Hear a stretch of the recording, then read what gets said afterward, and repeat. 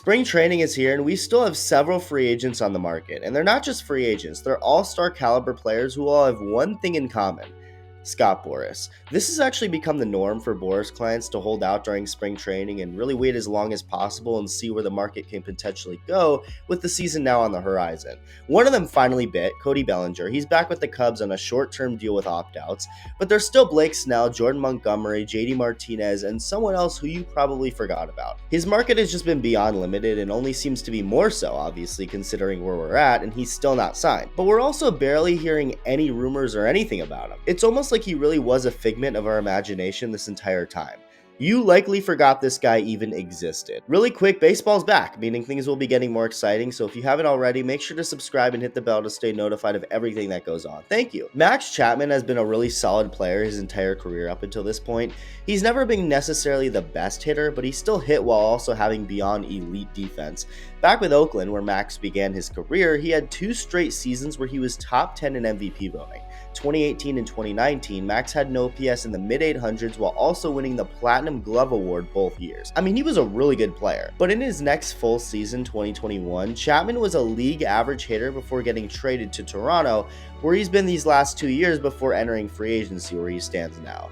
And over these last 2 years as a Blue Jay, Max Chapman hasn't been bad at all, actually. He was an above-average hitter the last 2 years and continued playing great defense. The issue is, just like the other Boras clients, he's just asking for more money in years than teams are comfortable with giving him, especially considering how his hitting stats have fallen off the last couple of years, compared to how he was in Oakland before the pandemic. Still a good player, an all-star caliber player, but the decline in his hitting and asking price really has teams not jumping to sign Max Chapman. And so many fans have forgotten who the guy is. You know why? Because I'm willing to bet half of you watching this didn't even realize I've been saying his name wrong this whole time. His name isn't Max, it's Matt. But don't lie, at least a good portion of you just went with it. The only team that seems linked to Chapman is the San Francisco Giants. Like, that's the only name that's been reported as a fit and likely landing spot, and it's been this way for a while. I mean, we haven't heard much of anything about Chapman and where he was potentially going to sign all offseason, and that hasn't changed despite spring training being underway. He's got to sign eventually. I mean, he's good enough to be on any team. He and Boras are also going to have to accept less than they were originally going for, though. Less years and money, because Chapman just isn't worth the contract Boras is clearly looking for, at least not with the way he's produced the last couple of years. The last 3 years, actually, his last year in Oakland and his 2 in Toronto. His hitting has been good, just not good enough for a monster deal.